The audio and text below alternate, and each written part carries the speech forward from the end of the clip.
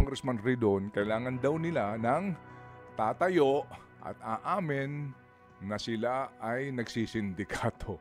Ha? Hindi mo yan ang laman ng ating kahapon, think about it. So bottom line dito, may aamin ba? Kaya yung ating tanong kahapon, although cynical, but yan ang realidad natin ngayon.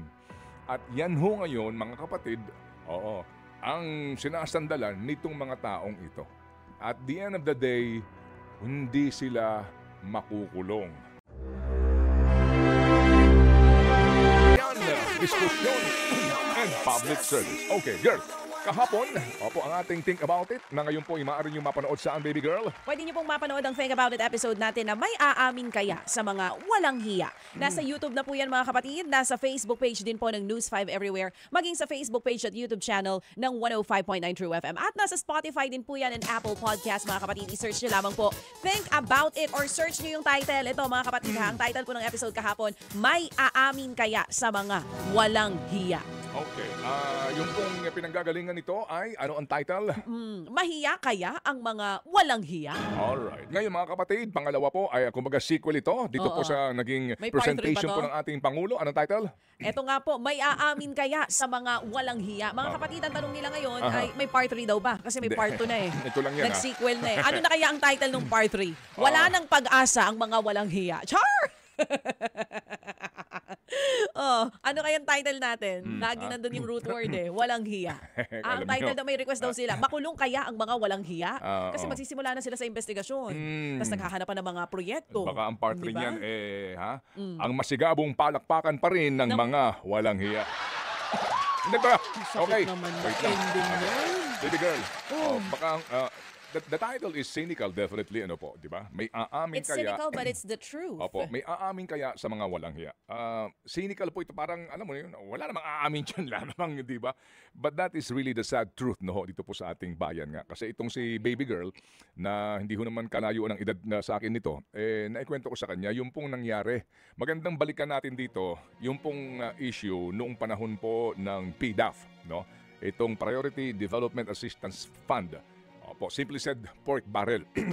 I'm sure sa mga nakatatanda, kabisado po itong isyong ito kasi ang haba ng panahon na ibinigay dito ng Kongreso, ang haba ng panahon po ng coverage ng media dito, but ngayon, ano na ho ang nangyari? So kailan ba, ito ho muna, no? Kasi kung ihahambing natin ito ngayon dito sa issue po ng mga sinasabi daw po ng mga questionabling proyekto for infrastructure ng DPWH, basically po, ang pinag-uusapan nga dapat dito, hindi lang po yung flood control projects Kung hindi po, yung ang sinasabi mismo ni Mayor Magalong na hindi lang yan dyan, ano? Kalakaran na po daw yan sa mga infrastructure projects. Pero bago ho pala yan, maganda ho muna, no? Para lang ho yung mabatid sa lahat mo ng mga naghahanap buhay ngayon, papunta na po sa mga opisina. Si Doc Emmanuel Lenon, sabi niya, aga-aga ko sa Las Piñas ngayon kasi meron akong kinakailangan ditong atendihan na pasyente. At kinakailangan natin kumayod din, sabi nga niya. Para ho maintindihan ninyo, no? Sa proposed 2026 budget, ano ang number 1 ngayon para sa ating poponduhan dito po sa 6.8 trillion pesos, right? Yes, the exact amount is 6.793 trillion pesos. Number 1, mga kapatid, ang education with 928.5 billion pesos. Okay, sige po. Yan ho naman kasi po ay provision mismo ng ating pong konstitusyon. Sinasabi, edukasyon ang dapat pinaglalaanan ng pinakamalaking budget. But sa totoo lang din po, yung ating debt servicing ang may pinakamalaki. Pero well, anyway, sa ating pong paglalatag ngayon, ito pa rin po ang number 1. Ngayon, ang tanong, ano number 2? Ay, syempre. Last year, favorite ito eh. Actually, always favorite ito. Lagi ito nasa top 3. Okay. Top 2 po, ang paborito nyo. Department of Public Works and Highways, o DPWH, with 881.3 billion pesos. Nakita ho ninyo? Ang laki pa rin. At magkano yung para sa flood control? Number 2 pa rin sila. Okay, number 2 pa rin. Pinaglalaanan pa rin po. Sinasabi nga kasi kailangan din daw ho ito para nga sa trabaho, no, ng mga manggagawang Pilipino. Okay, ano number 3? Top 3, mga kapatid. Department of Health with 320.5 billion pesos. Layo. At layo, sobrang layo. Ang layo sa public works, right? Super duper layo. Pero ngayong taon, meron na rin pondo ulit ang PhilHealth. Hindi meron sila na zero, government allocation. Oo. Okay. Ngayon naman, Sumunod po dyan ang Department of National Defense with 229.3 billion pesos. Department of Interior and Local Government o DILG with 287.5 billion pesos. Department of Agriculture with 239.2 billion pesos. Department of Social Welfare with 227 billion pesos. DOTR 198.6 billion pesos. Judiciary Department 67.9 billion pesos at ang DOLE Okay. kakarampot 5.2 billion pesos. So hindi nasama dito po sa top agencies na may pinakamalalaking budget ang DICT, no? Itong Department of Information and Communications Technology. Anyway, so ngayon po, pangalawa pa rin po na may pinakamalaking paglalaanan natin ng pondo ang Public Works. Yan. Na ngayon po ay naharap sa matindi pong scrutiny. Ano ha? Kahapon nagkaroon po ng briefing daw at hindi daw hearing yung Committee on Public Accounts. Alright, ngayon, ito, balikan lang natin to. Itong Public Works issue na ito. Ito pong PDAF na ito na ipinagbawal na po actually ng kataas-taasang hukuman yung pork barrel budget nang walang kaukulang detalye kung saan dapat mapunta. But actually, nangyari na nga dito po sa mga insertion na nangyari sa 2025 budget. And mind you, nangyari na ho pala yan nung una pa din na mga taon. Okay? Kasi nga habang ang mga tao ay abala sa napakaraming issue, meron pong mga nagsisingit. Ngayon, ito po, balikan lang natin itong nangyari kay itong PDAF na ito. Okay? Si itong usapin po ng Pork Barrel Fund Scam, basically po dito, may mga alokasyon ang mga mambabatas ng pondo sa iba't ibang mga programa at proyekto para sa iba't ibang sektor ng ating pong lipunan, particularly para sa mga magsasaka.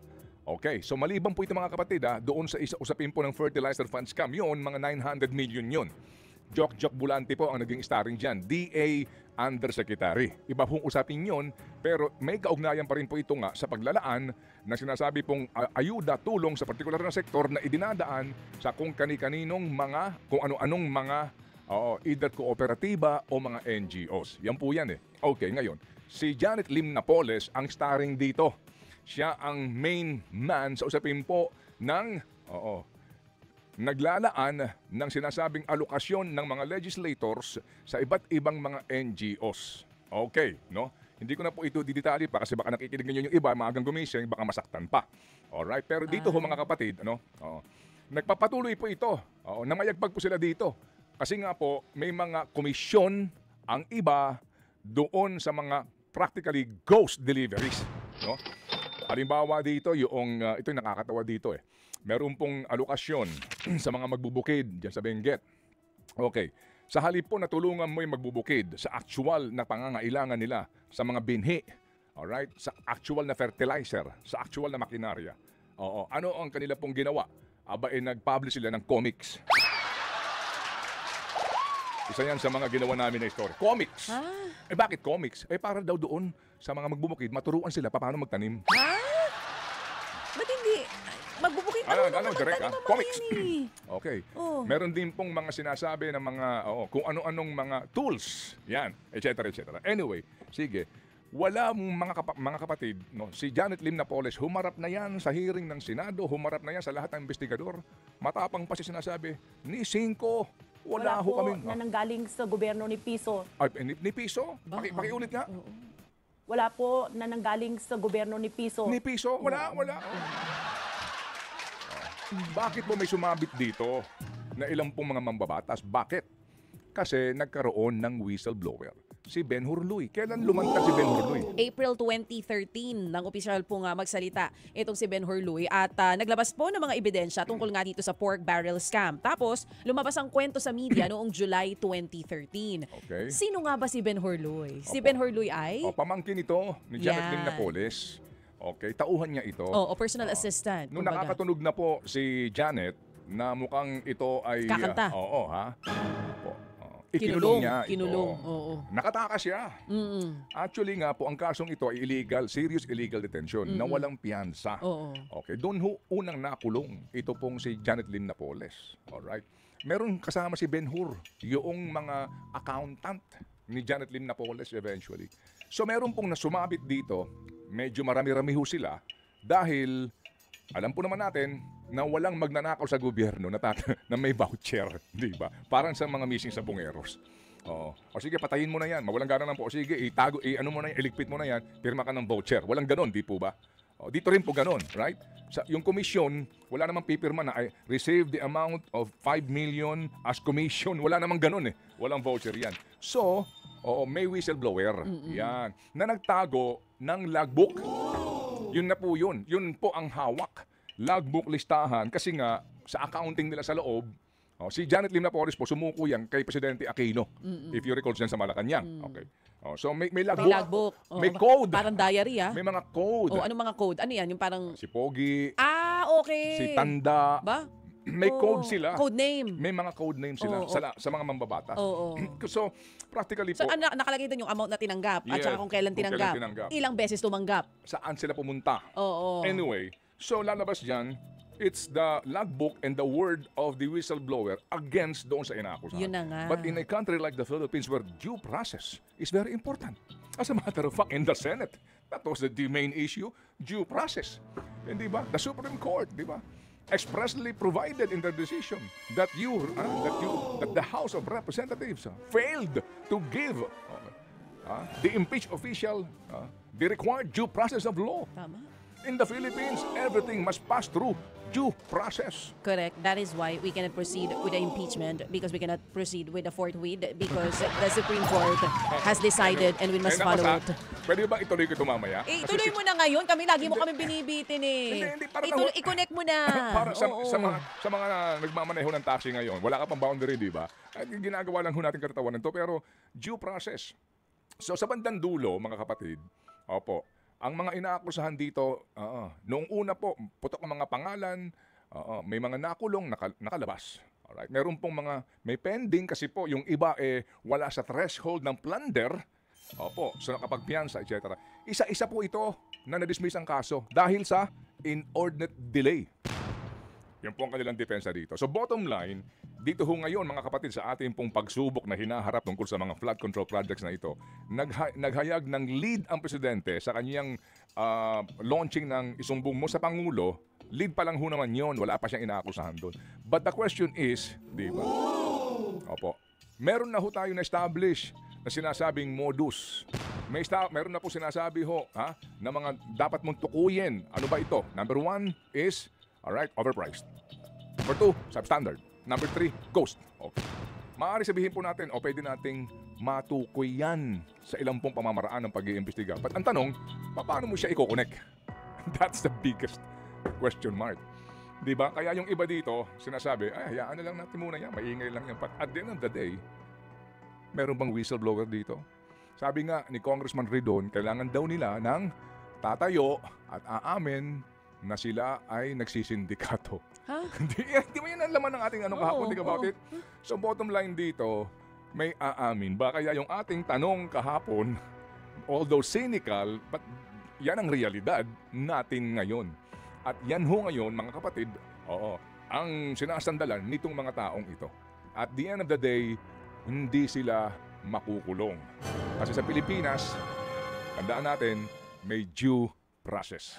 At sa Pilipinas, sa bandang huli, kung sino pa yung magnanakaw, sila pa ang mayabang. Sino mo, bantayan mo, huwag hayaan lusayin ng mga politiko, yung perang yan, pinaghirapan mo. Susukin naman sa heart ng mga sinabi mo. Ang kapal ng mukha nyo! Ay naku mga kapatid, sa mga sumakit ang ulo at puso dahil parang wala kang pupuntahan itong flood control projects investigation. Wala pong lilipad, tutok pa rin. Susunod ang News 5.